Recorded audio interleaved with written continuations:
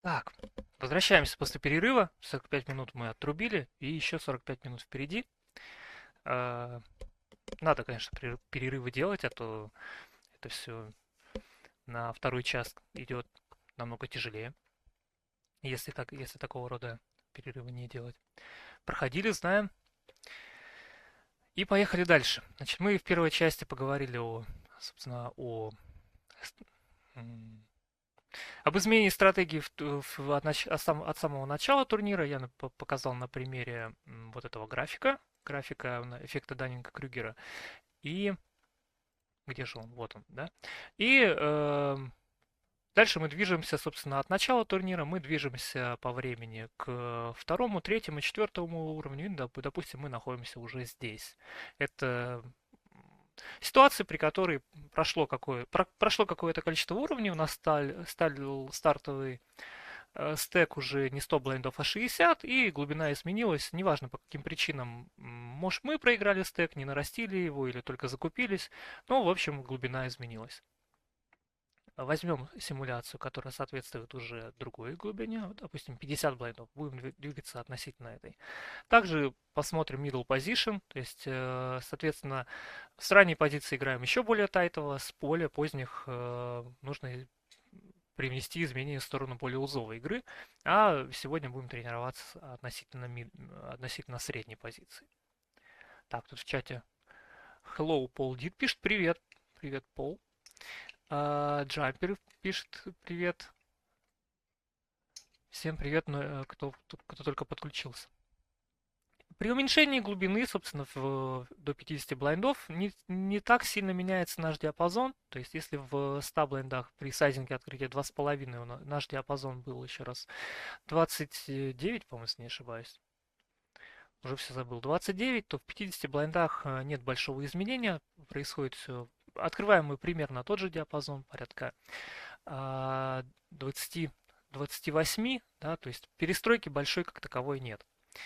Весь вот этот диапазон 50-100 для турниров, когда есть анты, когда безрейковая структура, он примерно один и тот же. То есть, раз мы открываем 2,5 и получая 3 бет, мы будем играть все равно при большом СПР, при шестерке, при семерке. То есть нет такого, как в кэше. Да, под бетом открылся, 3 бет получил, рейк огромный, там часть уже нужно выкидывать, потому что плюс от этой руки просто перетрется в рейк, поэтому нужно, соответственно, и открываться меньше, и на 3 продолжать меньше. Ну, а здесь и диапазон примерно тот же остается, поэтому вот в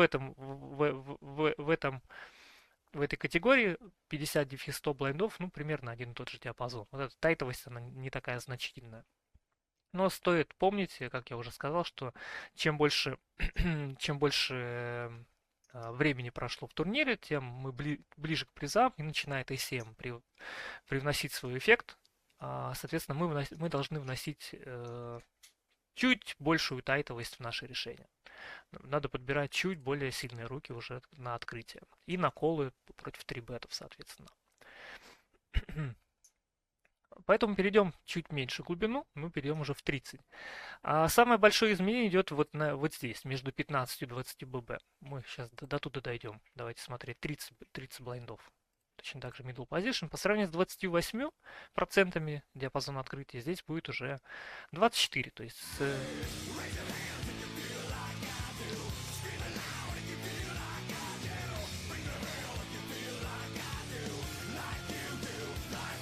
как мне нравится всегда это drawing dead, drawing pool. Привет, Brilliance Aura. Спасибо за фоллоу. 24% становится диапазон опена, то есть в 30 блайндах мы начинаем играть примерно на 5% более тайтово, и давайте посмотрим уже новый диапазон, поиграем с ним, соответственно, потестируем его, копирую его, вставлять и оценивать будем сейчас. Так, походу еще не скопировался.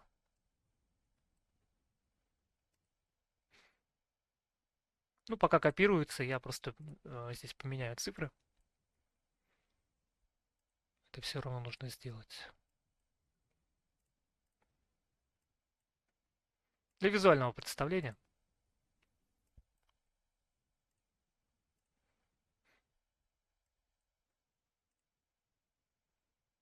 Так, так.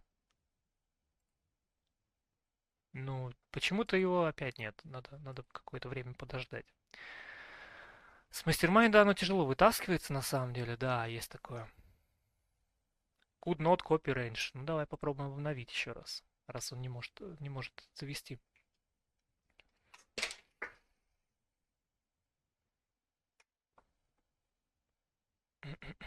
Да, какое-то время это займет. Небольшая задержка у нас сейчас будет в этом плане.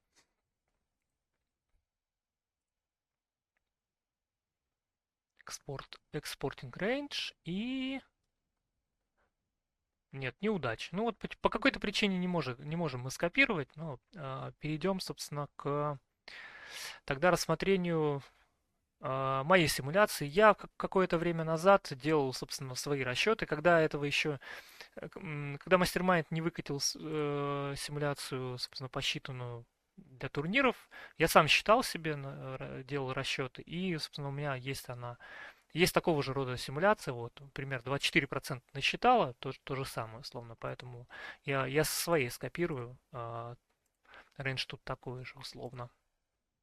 Хорошо заранее все заготовил. Так, это диапазон open, давайте. Диапазон open и диапазон fold с middle position. Здесь анта немножко другое, 0,65, но это не так важно. То есть вот эти микропроценты, которые дает анта, они и учитываются. Они и учитываются.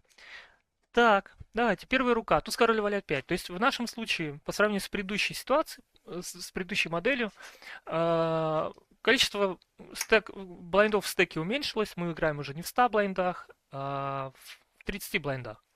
Все так же, условно, 6-7 уровень турнира.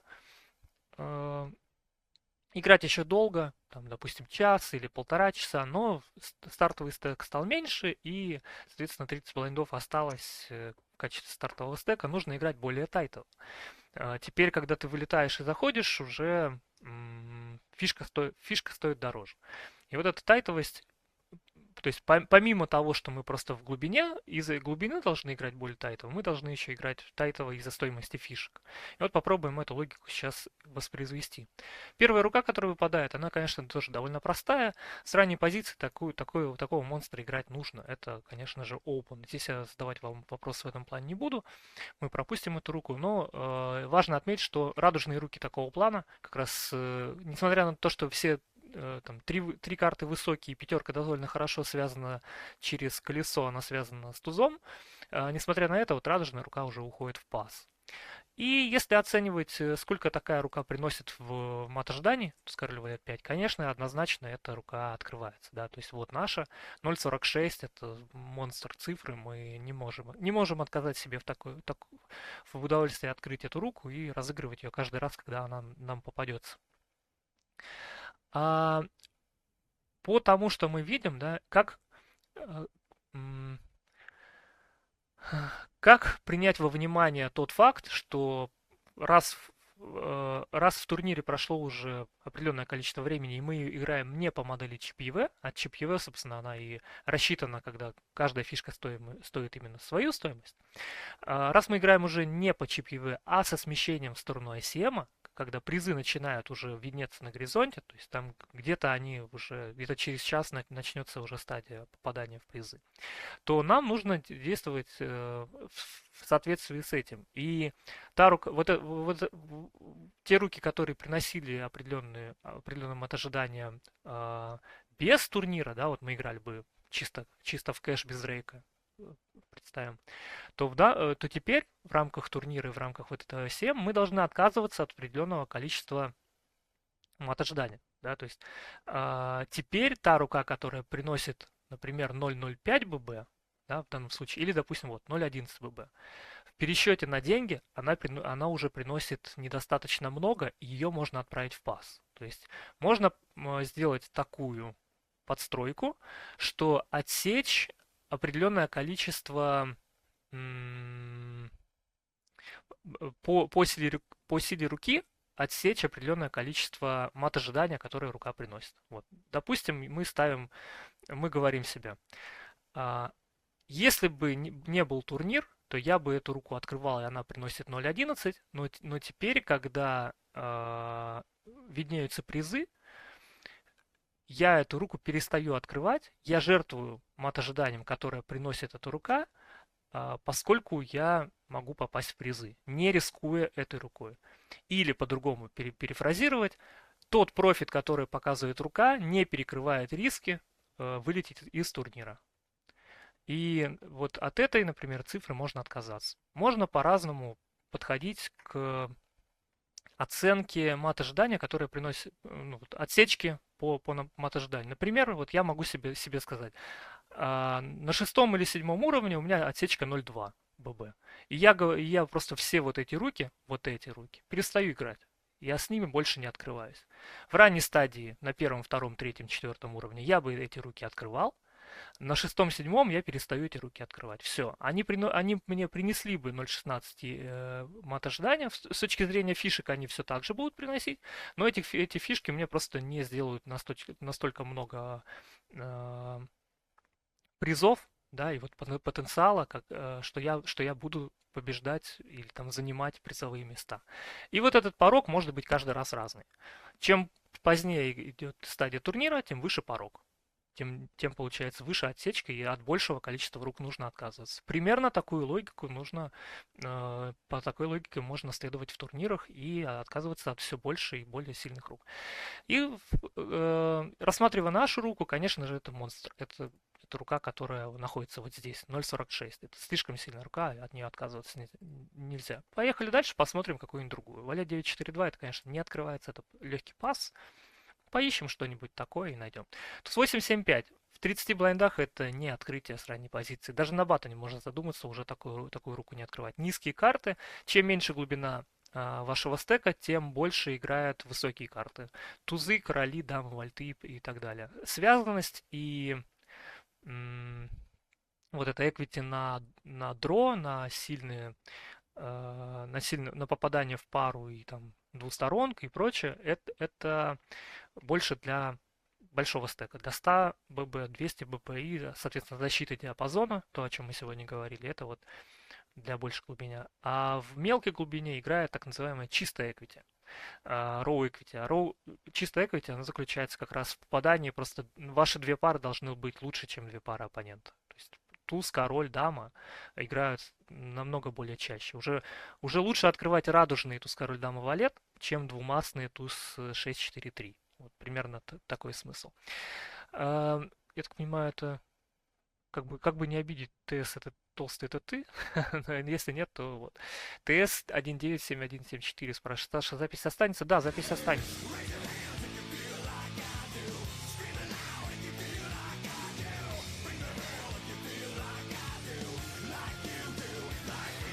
Твитми 140, привет. Рад видеть тебя на своем канале. Поехали дальше, посмотрим, какую руку такую найдем. Вот, например, 8877, один из таких представителей. Вот напишите, открывали бы ли вы эту руку в данной ситуации? 30 блайндов, пусть будет ранняя стадия турнира, там 5-6 уровень. В 30 блайндах мы находимся на middle position, анты 0.8, и у нас двупара 8-8-7-7. Ни тебе тузов, ни королей, ни дам, вальтов. Уже мнения все-таки разделились. Нет, подожди, все пишут рейс. Рейс, open, рейс, call, Роскомнадзор пишет. То есть подразумевается, что даже если мы получили 3-бет, мы все равно колем. Окей, мне нравится такое. Розен пишет лимп. Лимп сложная стратегия. Мы сегодня немножко захватим это, но да, на сегодня про лимпы не говорим. Но лимп с такой рукой, да, однозначно. Хорошее решение. Я бы открывал эту руку в 30 блендах все же. Да, это сильная рука. Даже радужную такую стоит открывать. То есть попадание в циты каждый четвертый раз по комбинаторике, да. То есть, ну, хотя эти случаи тоже подразумевают, что монотонный борт выпадет, да, там туз 8-4, но все червы. Но мы все-таки в сет попадем действительно каждый четвертый раз в среднем. Важно смотреть, собственно, цифры. Какие цифры говорит, нам показывает солвер с такой рукой 8877. То есть single suit 0.71. Конечно же, с такой рукой, да, прощаться нельзя. И получая 3-бет, мы тоже можем продолжать. То есть это слишком сильная рука. Вот эти вот связки двупар, дают очень часто действительно, даже там на борде 9-6-3 у вас будет двухсторонка. Собственно, либо сет, либо двухсторонка, либо какой-то гадшот очень часто ловится. Когда мы рассматриваем руку типа 8-8-6-6, когда появляется один гэп, еще тоже рука довольно хорошо играет. Но радужный уже стоит рассматривать как пас. То есть одновременно с тем, что и разыграть ее не получится слишком сильно, и по дисперсии она уже начнет ну, слишком шатать. Мы достаточно часто должны быть правы. Мы там условно на доске туз 7-4 должны достаточно часто принимать риск и выезжать. От частого оппонента окажется туз X, но тем не менее нам нужно реализовываться с этой рукой. Ну, в общем, вы поняли, да? То есть чем выше equity у руки, тем меньше с ней нужно прощаться. И отсечка вот 0.22 тоже это еще слишком высокая. Даже с учетом ICM фактора не стоит вот даже от радужной отказываться. То есть с middle position в 30 блайндах такая рука однозначно открывается в любом случае. 8.8.4, 8.8.4.4, вот тут начинается уже порог по чип ЕВ, уже такая рука сингл сью заходит в индифферентность, да, то есть можно от такой руки отказаться. Ну если мы рассматриваем влияние ICM, да, и потенциал на попадание в призы, то точно уже такую руку в пас. Все, мы уже прощаемся с этой рукой. Вот, но это такая, конечно же, играется. С король 9-7 вас мучить не буду, это однозначный рейс. А, но, кстати, что тут мы с комбинациями что можем увидеть? То есть у этой комбинации пошли фолды. Фолды здесь идут от девятки, флешдро от девятки. Конечно же, это уже пас идет. Флешдро от короля слишком хороший, выкидывать его нельзя. Туз король 9-7, но давайте смотреть цифры. Туз король 9-7. В 30 блайндах флешдро от короля дает нам 0.15. Здесь, если рассматривать порог среза, да, вот порог отсечки 0.15, то вот рука находится прямо на отсечке. То есть кто-то может более консервативно себе поставить что я не буду играть руки, которые 0.05, например. Все хуже, чем 0.05. Кто-то может сказать 0.10, 0.15. Понятное дело, все эти цифры, они больше, когда ты работаешь с солвером, ты видишь, сколько каждая рука приносит, сколько она стоит. Когда этого не знаешь, это можно только интуитивно понимать. Но вот интуитивно, что король high suit еще достаточно хорошо, и отказываться от нее нельзя. Туз high suit, собственно, вот, она приносит очень много. Туз high suit, но 3 карты в одну масть, это мусор, от нее нужно отказаться. Мы сами себе получим стрит-дро, ой, флеш-дро, что в этом случае, что в этом, вот, хочу обратить внимание, да, это тоже многие новички, начинающие играть собственно, в Амаху, они недооценивают это. Мы сравним еще раз, сравните по мат-ожиданию, вот рука сингл сьют от туза с двумя картами на одну масть. Вот рука сингл трипл сьют от туза с тремя картами на одну масть. Мат ожидания в этом случае 0.06 и здесь 0.30. Пропасть просто пропасть. То есть вот от таких рук точно стоит отказаться, когда вы попадаете уже там на 7-8 уровне турнира. Это стоит вообще их в инстапас отправлять. Поехали дальше. 10-9-6-3. Я часто вижу как бы пример того, что люди переигрывают такого рода руки, оценивая их как более потенциальные, чем они есть на самом деле. То есть, если оценивать эту руку, что у нее есть? 10-9-6, связка под 7-8 ложится очень хорошо, конечно, да, выпадет на борт 7-8, то у нас хороший врап наверх, с огромным количеством аутов, но это условно единственный случай, который нас устраивает. Все остальное это либо флеш-дро от десятки, либо флеш-дро от шестерки и низкие карты. То есть эта рука, фактически это рука мусор. Эта рука не играбельная, такую руку не стоит играть. И множество такого рода рук, они тоже вне рассмотрения. Вот я поставлю, например, дама 10-9-3, двумастная. Вот это единственный пример, который можно рассматривать, ну, из такого рода, да, даже дама 10-9-2, наверное, уже пойдет в пас, я так насколько оцениваю. Нет, еще играется, но тут тоже, опять же, важно смотреть цифры. Непосредственно наша рука, которая попалась, 10-9-6-3, сколько она приносила бы, если игралась? 10-9-6-3, Хард, спейд. Значит, наоборот.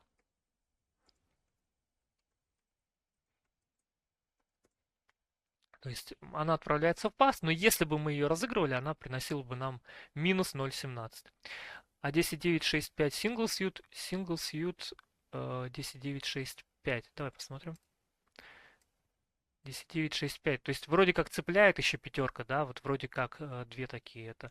Да, она еще открывается, но я думаю, что цифры у нее очень низкие. 10.9.6.5 непосредственно вот 0.06, да. А если каким-то образом в первой раздаче турнира, там второй, ну, условно, на первом уровне, короче, получилось так, что вы потеряли 70 блайндов из 100, и у вас осталось 30, и эффективный стек 30 блайндов, да, и мы играем по фишкам, то эту руку стоит разыгрывать, она принесет 6 сотых своего мат ожидания. На шестом-седьмом уровне, в кавычках, да, я поэтому как бы здесь не говорю про абсолютные значения, мы говорим просто про относительные. В более поздних стадиях турнира, когда стоит отказываться от определенного количества рук, поскольку они приносят меньше в эквиваленте денежном, хотя приносят в фишках столько же, от таких рук стоит отказываться. Это UDS 006, а значит хуже еще. Да, Single Suit, я, кстати, я не прописал Single Suit, но мы давайте пропишем. Hard и Diamond. Да, Single Suit уже отправляется в пас, и Single Suit переносит минус 0.39. Это уже совсем мусор. Сань, почему не напишешь в покерок наглое письмо, возьмите меня в команду стримеров? Думаю, у тебя большие шансы стать ГГ Про. Ты играешь только там. Да все понемногу, потихоньку растем. Может так все и случится. Но я амбиций пока в эту сторону не питаю, честно говоря. И так просто времени нет. Хотел бы проводить больше такие тренировки, да, вот как-то не получается. Просто думаю, не вывезу. Спасибо за такой комментарий, приятно. Поехали дальше. Валет 10-4-3. Тоже вас мучить не буду. Это пас. Саня Река не шоумен. Точно, точно. Король 7-7-3. Это пас. Тут никаких вопросов нет. Радужные руки. Король 8-5-3. Это пас. Никаких вопросов нет. Слабые руки. Туз, дама, дама 10.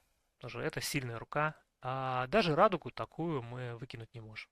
Даже радуга принесет нам довольно много фишек. Туз, дама, дама 10. И давайте посмотрим, что радужная рука 0.33. Да, это как раз пример того, что высокие пары, высокие карты, они в мелкой глубине они имеют огромную роль, и стоит как раз вокруг этого устраивать свою стратегию. Туз король валет то же самое, останавливаться на них не будем. Туз 9-6-2 слишком слабая, довольно легкий пас. Туз валет 6 ни у кого не вызовет вопросов.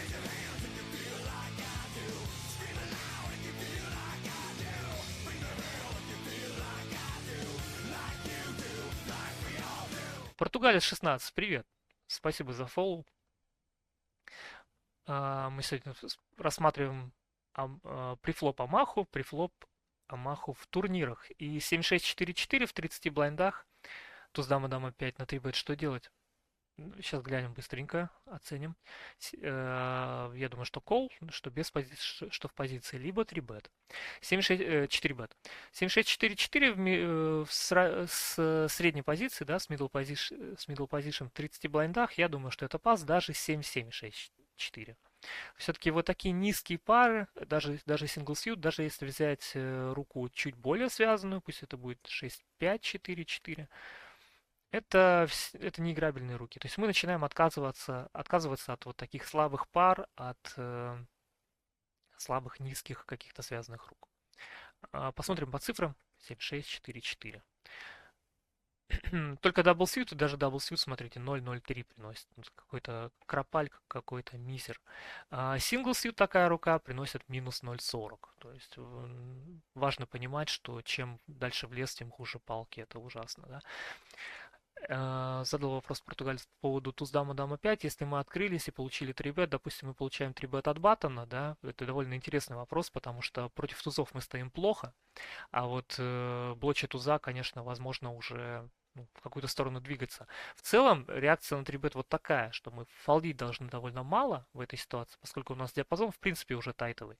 И фолд можно отправить руки такого плана, типа совсем слабые, не связанные карманки, туз дама 8-8 условно.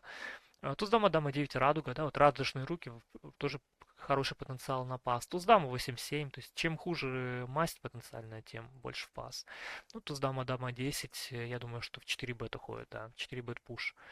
Но тут стоит отметить, что поскольку диапазон людей он более насыщен тузами, диапазон 3 бета он менее сбалансирован у человека, он более насыщен тузами, то 4 бет с такой рукой уже можно по эксплойту, ну, в эксплойт увести не в 4 бет, а, допустим, просто в кол.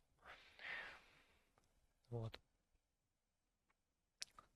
Ну, в общем, двигаться в соответствии с представлениями не только ГТО, а именно двигаться по эксплойту.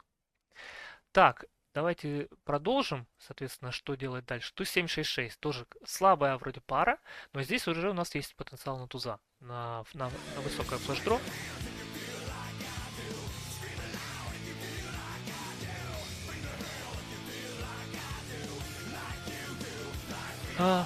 Привет, Джолли Машрум. Hello, nice to see you on my stream. Вдруг еще и на английском человек.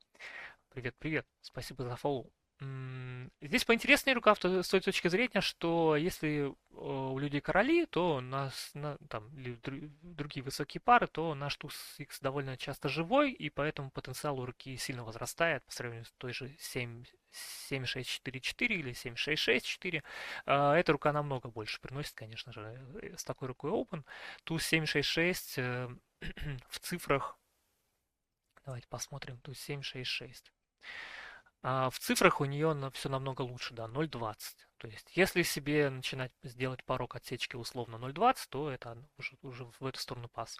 Но Розненбет пишет, что поле не дотрибачивает сильно, и ТС пишет, согласен, я тоже согласен. Люди играют менее сбалансированно, менее подбирают руки такого рода, типа туз король дама 9, хотя сыграют с такой рукой, конечно, туз король дама 9, но пусть будет туз валет 10-4, две масти, да, вот меньше с такими руками трибетят, а больше двигаются именно в сторону королей тузов.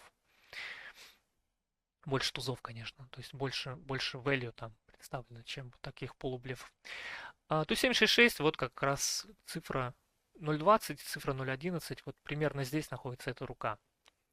Есть, конечно, довольно интересная механика и математика сочетаний с одной и той же рукой, когда у нас пара и масть различные, то рука приносит меньше, когда пара и масть, ну, как бы вот шестерка и семерка вот так, то рука приносит чуть больше. Не спрашивайте, я особо не знаю, тут можно какую-то математическую теорию вокруг этого построить, я думаю, что она будет даже работать, но для нас это не так важно в целом. Мы в игре все равно это не поймем, поэтому не стоит нашего времени, думаю.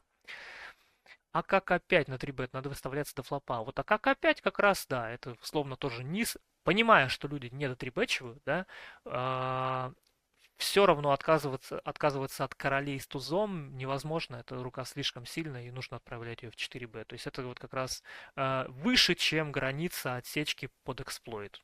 Это хорошее замечание, да, что, типа, например, такого рода рука это смещение в сторону 4 бета однозначно нужно оставлять. Ну, с такой рукой, понятное дело, у нас никаких вопросов нет. И последнее, что мы посмотрим, тоже, может быть, какую-то выцепим интересную.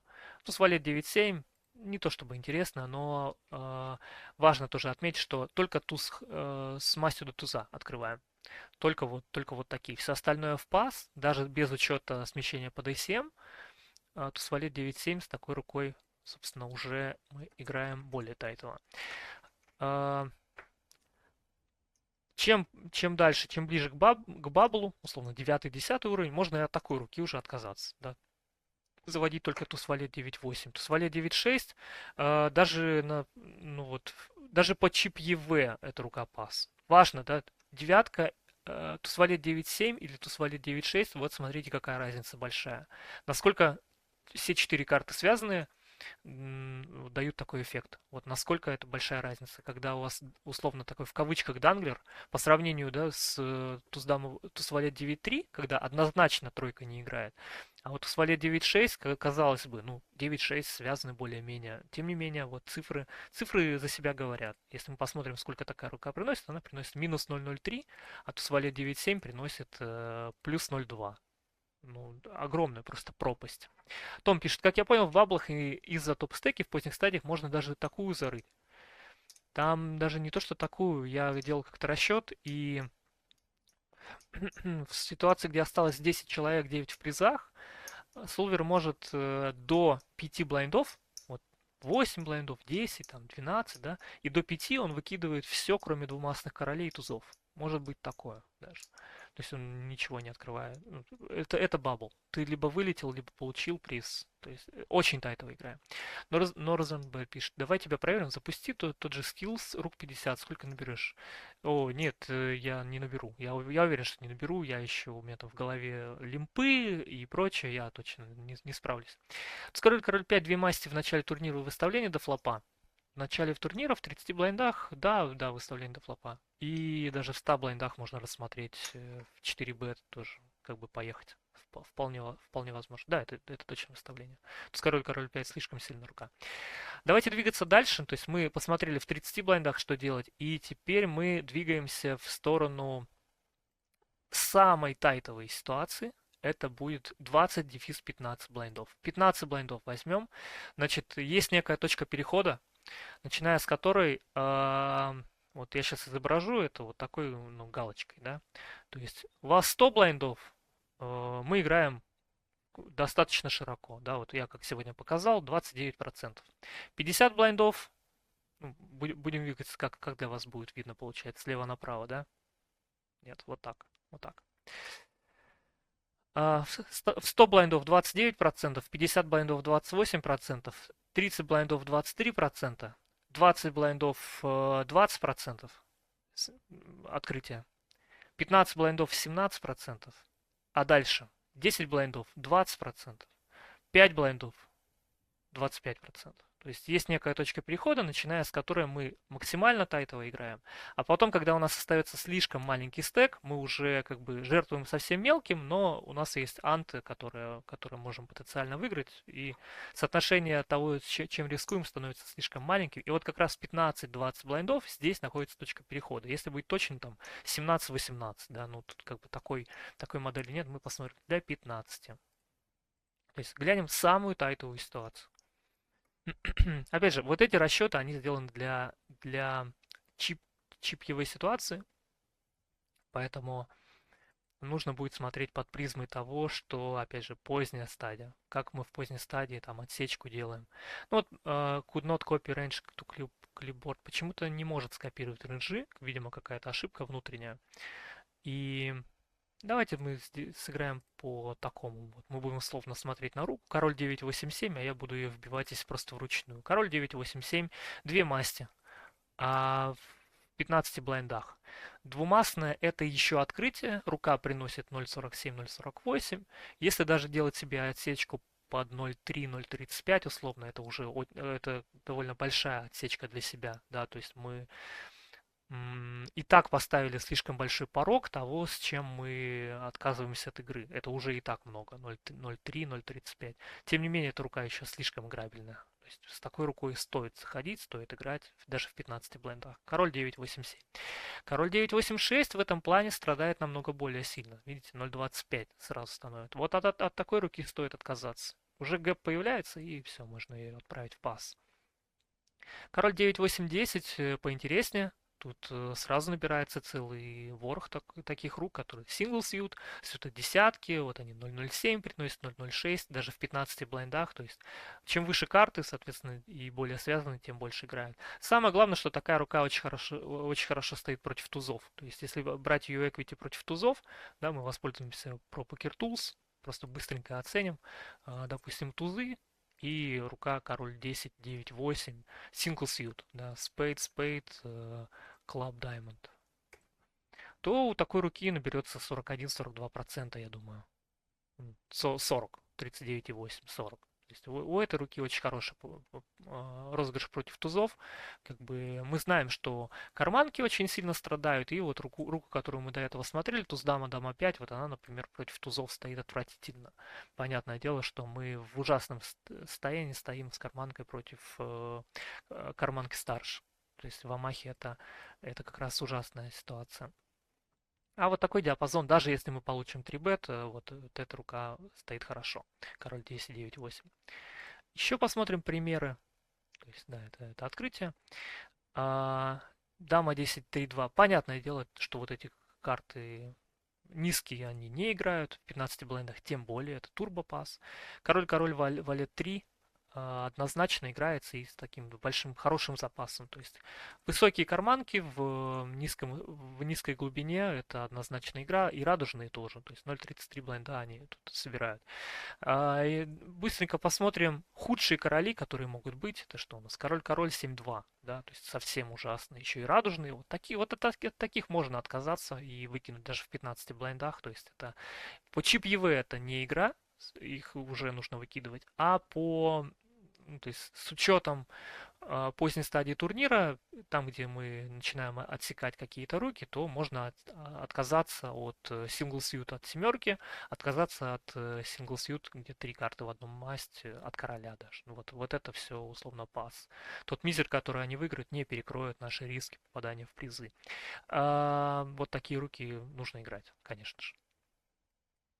Вот. Но, собственно, сайт-карты решают, и в данном случае это одни из худших королей. С король-король 9-8, понятное дело, что даже радужные нужно выставляться.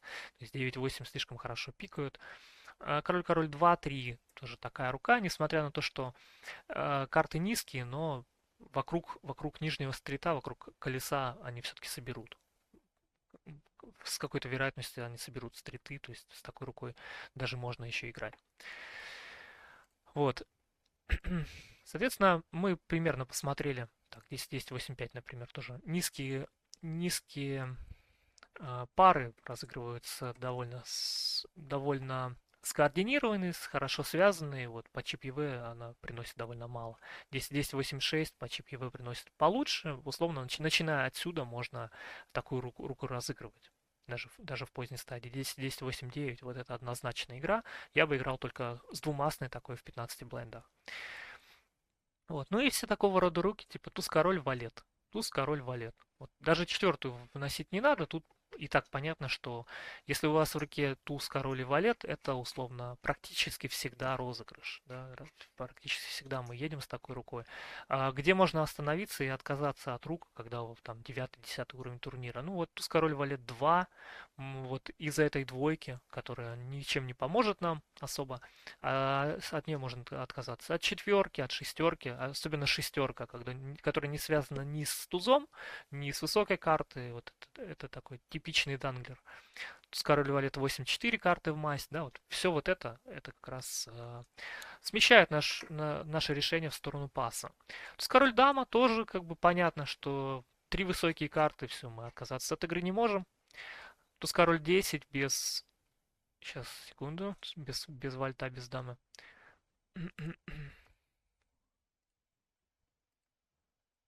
Туз король 10 без вальта, без дамы это тоже практически всегда игра, за исключением тех случаев, когда слишком низкая карта. Четверка, шестерка, все вот это вот, от этого можно отказаться. И смотрите, да, мы потихоньку переходим как раз из вот этой тайтовой ситуации, когда мы находились на бабле, и бабл пробили, допустим, и играли на предфиналку пробили, попали на финальный стол. Вот каким-то образом мы дошли до этого финального стола и как действовать на финальном столе. То есть там на финальном столе уже пейджампы довольно большие, и в этом наша стратегия тоже должна быть подобрана соответствующим образом. Мы должны с определенными руками играть более тайтово. И есть симуляции, рассчитанные непосредственно под A7, под финальный стол. Тоже появились в мастер-майнде не так давно, я думаю, где-то месяц назад. Давайте посмотрим их. Это 6 Max MTT с ICM и с Анты. И мы посмотрим как раз открытие с МП. Вот мы будем на МП. Когда у нас 20 блайндов. 20 блайндов, да. Вот эту ситуацию мы посмотрим. Когда перед нами сидел Чипак, ну вообще, в первую очередь посмотрим на выплаты, да, за первое место дают 3000. Как-то плохо видно, давайте побольше сделаю экран. За первое место дают $3000, за второе место дают $2000, ну и за шестое 870. То есть это уже как раз это довольно жесткая ситуация, при которой нужно хорошо адаптироваться, с какими руками мы играем или нет. И вот как раз тот смысл и вкладывается, что если рука в фишках приносит какие-то, ну вот какую-то долю, какие-то фишки, там 0,005 чип ЕВББ на 100, то в деньгах она может вообще не приносить, потому что вот вы, открывшись на МП, сыграли раздачу, свой микроплюс показали, вылетели, а большой блайнд в это время скинул королей, когда вы разыграли свои там дама валет 9-9 условно, и он остался в игре и получил за вас приз. Да? То есть могут быть ситуации, которые вам вообще не стоит разыгрывать. И вот попробуем в этом ориентироваться. Что предлагает Соло в данной ситуации, когда есть один чипак, 45 блайндов перед нами, который отказался от игры. И на батоне сидит второй чипак, который может нам создать огромное количество давления, а 4 человека связаны между собой стеками. То есть все как раз находятся в такой жесткой ситуации, когда каждый потерянный блайнд стоит очень дорого. Ты тут же переходишь из даже вот лиги андердогов, ты переходишь в жесткого андердога, который может вылететь в любой момент. И, собственно, посмотрим, что предлагает Солвер в данном случае. Ну да, я думаю, что вот так видно нормально. Он говорит, что несмотря на то, что мы уже оценили, для 15 блайндов диапазон открытия был, если не ошибаюсь, 21%, да? Для 20 блайндов по чип ЕВ он был бы 22, 21, тоже 23, около такого, но вот в жесткой SM ситуации мы уже отказываемся от большого количества такого рода рук, играем только 11%. Вот в этой ситуации нужно играть только 11%. И в целом, я так скажу, по опыту работы с солвером, по опыту просмотра большого количества вот таких ситуаций, 9-11% рук, вот он как раз и является костяком Амахи и костяком таких разыгрываемых рук, которые там условно, в кавычках, так условно, играются всегда и везде. Да, то есть open именно. Не 3bet, там нет, а вот именно open. Ну да, да, условно всегда и везде. То есть здесь 11%, на катофе вот тоже, в данном случае, когда после нас сидит чипак, тоже порядка этого, да, 13%, чуть-чуть расширяемся. Но вокруг этих 11-10% все и гуляет. И вот мы посмотрим, какой диапазон строится, от каких рук мы отказываемся. Допустим, туз король валет 5 мы сегодня оценивали такую руку. Разыгрывается или нет? Да, разыгрывается. Такого рода рука приносит слишком много. Вот здесь уже не чип ЕВ, а ЕВ доллара, да? Слишком много она приносит. Мы отказаться от такой руки не можем. Полдом зарабатываем вот такой X, а рейзом зарабатываем такой X. Слишком много. Тут здесь уже не нужно придумывать себе отсечку в голове, да, рисовать, а вот это уже подсчитано непосредственно под выплаты, под стоимость фишек, все есть. То есть король валет 5, даже 4 карты в одну масть. Рука имеет достаточное количество блокеров на туза, на короля, достаточное количество чистого эквити по играбельности, да, получив 3 бет, мы можем себе позволить плюсовые выставления иной раз. Но на самом деле она играется open race и на 3-bet fold играется. Я вам сейчас это покажу. То есть, когда мы получим от чипака 3-bet, например, то это пас должен быть. Какой рейс надо делать? Ты спрашиваешь по сайзингу? Не совсем понял вопрос. Вот такую руку, если мы открылись, получили 3-бет, это нужно отправлять в пас. Она как открытие работает, а дальше отправляется в пас. ББ 2,5. В смысле, нет, здесь подбет. Вот эта модель для подбета. Какой рейс надо делать ББ? Первоначально. Какой рейс надо делать первоначально ББ? Какой рейс? Я опять же не совсем понял. 3,5, да, 3,5 подбет, да, 3,5. До этого все модели, что мы смотрели, там был сайз 2,5, здесь 3,5. Поэтому, конечно, процентаж стал меньше и честно, вот так сравнивать нельзя. 2,5 такой модели просто нет в наличии. То есть здесь и так достаточно большая библиотека вот этих i7 ситуаций, но на один сайз, на 3,5. В целом, если говорить о поздней стадии, вот о финальном столе, префлоп руководствоваться нужно несколькими такими основными принципами. Первое, если мы открываем тайтовый диапазон, это очень важно, это как бы естественно, ну, да, естественно. Второе, это то, что солвер не хочет играть мультивей споты вообще.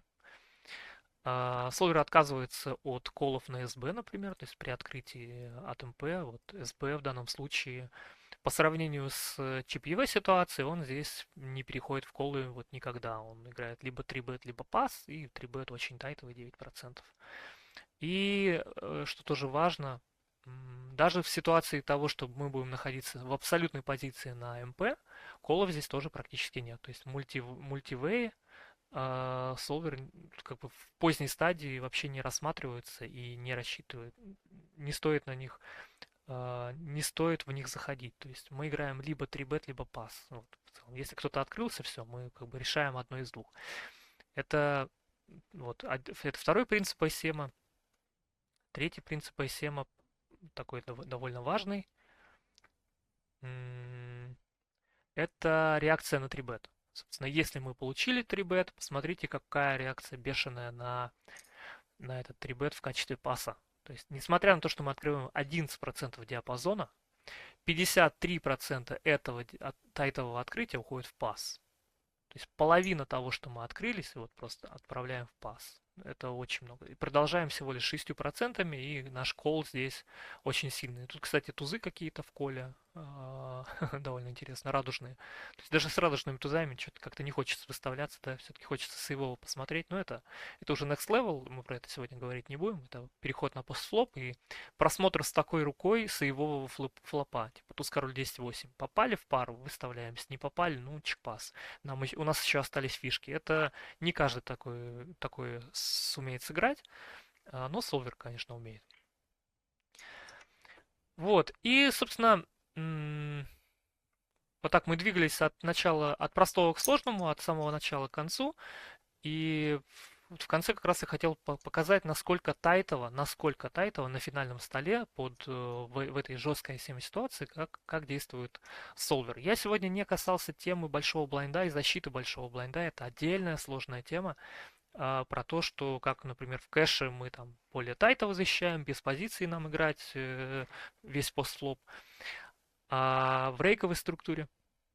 А в турнирах это совсем другая история, в том плане, что структура безрейковая, анты лежит, то есть как бы мультивей мы можем вывести, поэтому в турнирах, поскольку шансы банка другие, то здесь защищается, конечно, намного больше большой блайнд, но мы про это сегодня говорить не будем, это тоже довольно сложная тема. Я сегодня не касался лимпов, тоже довольно большая сложная тема, и про нее не хочется на этой тренировке говорить. Но в остальном провел от начала до конца, от регистрации в турнире до попадания на финальный стол, как мы меняем свою стратегию. Еще раз повторю, то есть есть график, который отображает эффект Даннинга-Крюгера, который вы, наверное, многие знаете, и он хорошо как раз отражает изменение тайтовости в турнире относительно времени участия в турнире. Собственно, мы сначала играем по чип-EV, не сужаемся относительно чип-EV модели, а потом до бабла мы снижаем розыгрыш рук, увеличиваем свою тайтовость. Пройдя бабл, попадая в призы, имеем мелкие пейджампы, мы снова переходим на розыгрыш более широким диапазоном, и на финальный стол мы попадаем в э, приближении к большим пейджампам, мы снова с более тайтовым диапазоном и более тайтовым, самое главное, откликом. То есть, когда мы открываем туз король дама дама, кстати, вот интересно, да, туз дама дама 10, мы с МП разыграли туз дама дама 10. Давайте вот на этой руке как раз посмотрим, что с ней делать. Мы с туз дама дама 10 открылись, конечно же, это открытие. Получили 3-бет от чипака. Колом рискуем слишком большим количеством денег, да, но тем не менее у нас есть кол, есть пуш, и туз дама дама 10 в данном случае это это call. То есть если в чипьевой ситуации это push, с радугой мы уже отказываемся от такого розыгрыша, а солвер играет через call. А, Как-то так.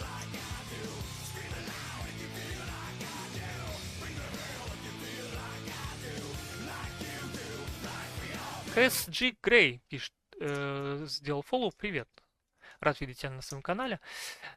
Не спрашивайте, почему Solver делает колл и разыгрывает этот постфлоп, и как более грамотно разыграть вот такие руки на постфлопе, я ответа на этот вопрос вам не скажу. Тут нужно переходить, собственно, смотреть постфлоп, зачем вот именно 33%, а 14 пуш, почему два раза из трех мы от постлопа играем, хотим сохранить фишки или как-то выдавливаем оппонента, или он не блефует достаточно часто, я вам не отвечу. Как применять еще баунти фактор в турнирах? В данном случае у меня есть идеи, но это не в рамках данной тренировки. Португалец спрашивает, видео будет сохранено? Да, будет. Я, возможно, даже на YouTube выложу это видео в общий доступ. И сегодня, да, я вот про это все рассказал, такую, как в качестве повторения.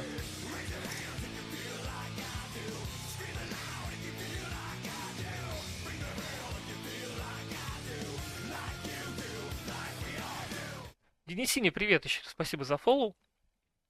В качестве повторения еще раз быстренько прибежимся. В турнирах мы играем сначала лузово и открываемся в соответствии с тем, что я сегодня показал, как в соответствии с моделями, которые можно увидеть в солвере. Чем дальше стадия турнира, тем больше нужно value руки, тем, собственно, меньше риска, который мы должны принимать, чтобы не вылететь иной раз, тем больше стоят фишки, и нужно играть более аккуратно. И, собственно, вот аккуратность, она вот здесь и представлена на данном слайде, да, то есть когда туз дама дама 10, солвер переносит на постфлоп и отыгрывает даже такую руку с постфлопа в ультра низком СПР, да, когда он откалывает еще 8,5 блайндов, останется у него еще 8, и тем не менее он там принимает решение чекпасс или бэтпуш, да, там как-то так. Вот. Сегодняшнюю тренировку я проводил с целью того, чтобы показать начинающим игрокам или игрокам, которые в холдом играют и хотят попробовать Амаху, показать как раз стратегию розыгрыша рук на префлопе по Амахе. И что вам хочу сказать, те, кто меня знает давно или те, кто вот только недавно пришел, я это делаю специально для того, чтобы вы лучше могли непосредственно вот этот цикл, который как бы несколько таких тренировок будет у меня на Твиче, чтобы лучше ориентировались именно по этой дисциплине для лучшего вашего участия и большей конкурентности в лидербордах. Смотрите, что сейчас проходит и из чего можно извлечь value. Я сотрудничаю с Easy Poker. Это сервис, довольно удобный, телеграм-сервис, восклицательный знак Easy Poker или просто восклицательный знак покер в чате напишите и всю информацию получите. И ребята проводят очень хорошие лидерборды. Лепрекон Рус.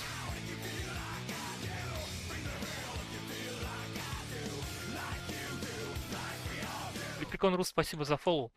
Проводят лидерборды, когда вы в течение месяца можете участвовать в турнирах по разным дисциплинам. Это холдом, это ПЛО 4, это ПЛО 6 карт.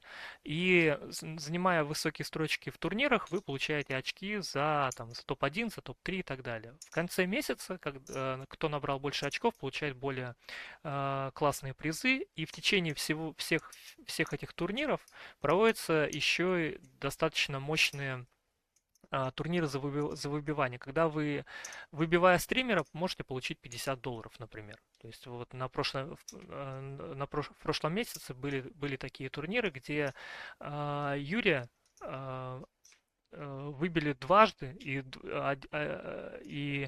дважды получили за его голову $50. То есть турнир за $1, а за выбивание стримера ты получаешь $50. Как бы сами можете понять, насколько это очень выгодно для нас, игроков, да, делают ребята из Easy Poker, и насколько для вас это может быть полезно, важно и классно.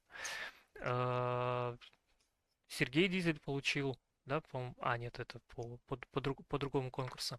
Ну, в общем, участвуйте в такого рода конкурсах, которые делаются для вас, в такого рода программах, и это отличный способ нарастить свой банкролл. Восклицательный знак Easy Poker.